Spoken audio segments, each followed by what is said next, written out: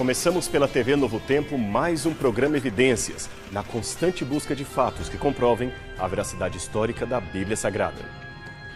No programa de hoje vamos discutir uma questão muito delicada. Existe uma religião verdadeira? A resposta óbvia seria um aparente e sonoro não, pois como diz o velho ditado, todos os caminhos levam a Deus. Logo, ninguém pode dizer que uma religião é verdadeira e outra seria falsa. Um blog americano chamado Livro de Reflexões de Jezreel trouxe um artigo anônimo intitulado Unidade na Diversidade, no qual o autor expressa a sua opinião a esse respeito. Eu tenho visto muitos cristãos tentando converter pessoas de uma religião para outra, mas para mim não significa nada se uma pessoa for cristã, católica ou judia. Eu simplesmente não acredito que existe uma religião verdadeira. Eu até acredito que o que a Bíblia diz ajuda as pessoas a encontrarem a Deus, mas não com a intenção de convertê-las para uma certa religião. Não sou do tipo que acredita que você será barrado do céu porque resolveu colocar uma tatuagem. Também não acredito que se você for gay, lésbica, etc., será barrado do céu completamente. Para mim, algumas coisas podem até ser erradas. E você pode não gostar de coisas que outros almejam encontrar no céu. Mas você não será excluído do paraíso por causa disso. Afinal de contas, eu tenho uma mente aberta e um coração também. Mente aberta. Esta é uma expressão muito usada numa época em que se prega tanto a chamada tolerância. Por isso, voltamos à questão. Faz mesmo sentido falar de religião verdadeira ou seria melhor dizer que todas as religiões são verdadeiras? Ou seriam todas falsas? Já é de longa data o dito popular de que política, futebol e principalmente religião não se discutem. Esse dito, na verdade, surgiu no Brasil num contexto judicial ainda presente em nossa Constituição de que assuntos como religião são de fórum leigo e, portanto, não compete ao Estado legislar ou discutir sobre eles. Mas com o tempo, é claro, o provérbio adquiriu semântica e passou a significar que ninguém deve discutir sobre esses assuntos. O curioso, no entanto, é que as pessoas, apesar do conhecido provérbio, continuam no mundo inteiro discutindo com fervor temas religiosos, sejam em livros, sites, conferências, etc. A religião nunca saiu da boca do povo. Aliás, essa realidade até provocou uma retratação da respeitada revista The Economist. Lida no mundo inteiro, a revista lançou em 1999 uma edição especial do milênio com um artigo intitulado Deus, depois de uma longa carreira, o Todo-Poderoso recentemente passou para a história. Aquele artigo era, na verdade, uma pesquisa que apontava por uma afirmação necrológica de Deus, isto é, a religião não teria, segundo a revista, muito futuro no novo milênio. Porém, 8 anos depois, a perspectiva era outra. Noutro artigo de capa, a revista admitiu a sua falha. Os editores admitiram que aquele havia sido um prognóstico leigo e precipitado. A fé não somente sobreviveu ao novo milênio, como continua influenciando cada vez mais os assuntos do planeta. Ignorar a religião, ou colocá-la em segundo plano, conclui a revista, é um erro que nenhum estadista deveria cometer. Mas falar da importância da religião é uma coisa, e mesmo algumas pessoas de mente secularizada não têm problema com isto. Mas apontar apenas uma delas como sendo verdadeira é uma afirmação que muitos acham difícil de aceitar. O rabino Shmuley Boteach, que foi considerado pela revista Newsweek um dos 50 judeus mais influentes dos Estados Unidos e se tornou famoso por ser o conselheiro espiritual de Michael Jackson, declarou enfaticamente numa entrevista dada à CNN: Sou absolutamente contrário a qualquer religião que diga que uma fé é superior à outra. Eu não vejo como isso pode ser em nada diferente de um racismo espiritual. É um modo de dizer que nós estamos mais perto de Deus do que você. E é isso que leva ao ódio. Sendo assim, hoje o mais politicamente correto parece ser o que foi publicado num famoso site religioso publicado em inglês. Deus, afirma a sentença, é grande demais para se encaixar numa única religião. E esta frase ganha mais força, especialmente por causa da impressão generalizada de que qualquer defesa ao exclusivismo de uma crença parece alimentar o ódio e a intolerância entre os povos.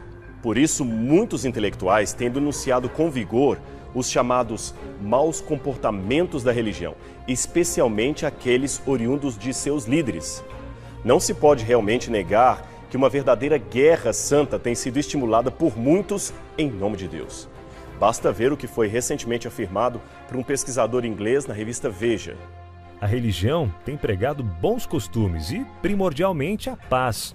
Porém, a prática de seus líderes incita os conflitos e, sobretudo, só faz piorar o mundo.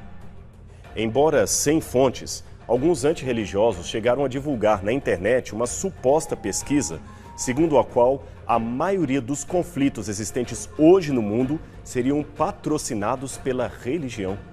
Eles afirmaram que dos 37 conflitos em curso no planeta durante o levantamento dos dados, 32 eram motivados por questões religiosas, ou seja, 89% das guerras tinham, segundo a pesquisa, causa religiosa.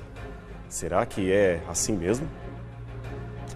De qualquer maneira, é por argumentos como este que alguns chegam a propor o fim da religião como sendo o melhor meio de solucionar os problemas da humanidade. Richard Dawkins, o mais famoso ateu da atualidade, chegou a parafrasear a música de John Lennon dizendo: "Imagine nenhum homem-bomba, nenhum 11 de setembro, nenhuma cruzada, nenhum conflito na Irlanda, católicos versus protestantes, nenhuma guerra entre Israel e Palestina. Tudo isto, concluiu ele, sumiria se não houvesse religião e religiosos afirmando a veracidade exclusiva de sua doutrina." Bem, como você sabe, existem milhares de confissões religiosas no mundo e não é o objetivo deste programa falar especificamente de todas elas, mesmo porque não teríamos tempo para tudo isto. Mas se num primeiro momento deixarmos de lado os milhares de segmentos menores e nos focarmos apenas nas grandes religiões do mundo, podemos reduzir para 13 o número de opções religiosas, e o cristianismo seria uma delas. É claro, como dissemos, o cristianismo também está multifacetado em centenas, milhares de grupos, mas isto, como dissemos, será assunto para outra ocasião. Por ora, vamos responder ao que Charles Templeton chamou de insuportável presunção cristã. Templeton, só para que você saiba, foi um antigo evangelista companheiro de Billy Graham e que abandonou a fé para se tornar agnóstico. Ele faleceu há alguns anos nos Estados Unidos da América. Agora veja na íntegra o que ele mesmo escreveu sobre aquilo que havia chamado de presunção do cristianismo. Os cristãos são uma minoria no mundo. Aproximadamente 4 de cada 5 pessoas na face da Terra creem em outros deuses que não Deus cristão. Os mais de 5 bilhões de pessoas que vivem na Terra reverenciam ou cultuam mais de 300 deuses. Se incluirmos religiões tribais ou animistas, o número sobe para mais de 3.000. Devemos crer que somente os cristãos estão certos? De fato, textos como Atos capítulo 4, verso 12, irritam profundamente os críticos da unicidade cristã. Esta passagem bíblica faz parte de um discurso de Pedro diante dos líderes do Sinédrio judaico, quando ele declarou: "Porque não há salvação em nenhum outro, pois debaixo do céu não há outro nome dado entre os homens pelo qual devamos ser salvos." Jesus Cristo também foi audaciosamente enfático ao dizer: "Eu sou o caminho, a verdade e a vida. Ninguém vem ao Pai senão por mim." João 14, verso 6. A ênfase de Cristo se torna ainda muito mais forte no original grego, onde aparece um artigo diante de cada substantivo. "Eu sou", disse ele, "o caminho", não um dos caminhos; "a verdade", não uma das verdades; "a vida", não uma delas. Isto indica exclusividade. Seria Jesus um exclusivista intolerante e religioso? Para responder a toda essa problemática, devemos inicialmente avaliar a afirmação de ateus que dizem que os conflitos mundiais diminuiriam para quase zero se não houvesse religião. Bem, embora devamos admitir que realmente muitas guerras foram iniciadas por motivações religiosas, e disto não resta a menor dúvida, não podemos nos esquecer que os maiores conflitos ocorridos no último século, o século XX, foram praticados justamente por líderes ateus antirreligiosos e que acreditavam ser a religião a causa da intolerância e da violência. Apenas para ilustrar, Stalin e Lenin, que levaram à morte mais de 40 milhões de russos, fora os estrangeiros. Mao Tse-tung, que nos anos 50 iniciou um programa revolucionário ateu e comunista na China. Uma fonte afirma que cerca de 78 milhões de pessoas foram mortas por seu regime. O próprio Mao admitiu ter mandado executar em apenas 4 anos mais de 700 mil chineses que se opunham ao seu governo. A oposição de muitos, é bom que se diga, se resumia apenas ao fato de serem religiosos num sistema oficialmente ateu. Mas vamos continuar com os exemplos. Ho Chi Minh foi o principal causador da sangrenta guerra do Vietnã. Idi Amin Dada, o pior ditador da história de Uganda, responsável por milhares de mortes em seu país. Estes são apenas uns poucos exemplos, mas sempre que eles são apresentados, os ateus costumam rebater com a repetida afirmação: religiosos também cometeram atrocidades, e isto nós admitimos. O ponto em comum aqui não é se esses homens eram religiosos ou não religiosos, mas sim o fato de que eram homens maus. Logo, tanto a religião quanto o ateísmo podem ter em seu meio homens bons ou homens maus que praticam e causam a violência. Cai, portanto, por terra a afirmação de que o mundo sem religião seria melhor, seria menos violento. Afinal, esses homens mostraram em seu reduto o que seria uma sociedade sem religião. E você pode ver que ela não tende a melhorar muito quando ateus estão no controle. Do lado mais liberal da teologia, existe uma outra proposta relativista segundo a qual todas as religiões são igualmente boas e não se pode dizer que uma crença é inferior à outra. Esse argumento é igualmente perigoso porque consiste em dizer que uma prática religiosa como a da circuncisão feminina, praticada no Kurdistão, que consiste em mutilar o órgão genital das meninas, logo depois de uma costura sem anestesia que será violentamente rompida no dia do casamento, esta prática religiosa seria para eles então tão nobre como o batismo numa religião cristã? Seria assim? Isso é um absurdo. Seria o genocídio religioso de David Koresh uma prática religiosa digna de respeito por pessoas munidas de plena função mental? Creio que esses exemplos são suficientes para ver que nem todas as religiões podem ser consideradas em pé de igualdade. Há ainda aqueles que apelam para a velha parábola do elefante e os homens cegos. Cada cego examinando um elefante seria uma religião. Um olha a tromba e o descreve como uma cobra. O outro olha a pata e diz que é uma coluna. O outro a barriga e fala que é uma plataforma. Cada um diz uma coisa, cada um descreve uma parte incompleta da realidade e assim seria cada religião, cada credo. Mas quem apela para esta parábola esquece apenas de um elemento crucial. Como ele mesmo ficou sabendo que aquilo era um elefante? Como ficou sabendo que aqueles cegos estavam tendo uma visão parcial e equivocada do animal? Portanto, esta ilustração, ao contrário de relativizar a verdade religiosa, mostra sim que existe uma visão correta, uma religião correta que, diferente das demais visões dos cegos, está completamente verdadeira em afirmar o que de fato está ali à nossa frente. E esse conhecimento está à nossa disposição. Do contrário, como poderíamos saber que se trata de um elefante e não de uma cobra, uma coluna ou uma plataforma? É aqui que entra a afirmação de Jesus. Ele disse ser a revelação do Pai Celestial para a humanidade. Outros podem, como cegos, falar coisas erradas de Deus ou até parciais. Porém, Jesus de Nazaré é a revelação plena da divindade. Gandhi, Buda, Zoroastro, Dalai Lama e outros podem até ter produzido pregações e filosofias de vida interessantes, e qualquer cristão honesto admite isto. Sua mensagem pode até ter transformado pessoas más em pessoas boas. Jesus, contudo, foi radicalmente diferente de todos eles. Ele não veio a este mundo apenas para transformar pessoas más em pessoas boas, mas para transformar pessoas mortas em pessoas vivas. Sua morte na cruz do Calvário não foi um martírio em prol de uma mensagem, mas o preço exigido para que a humanidade fosse salva. Pelos seus ferimentos, assegurou Isaías, nós fomos curados, fomos salvos.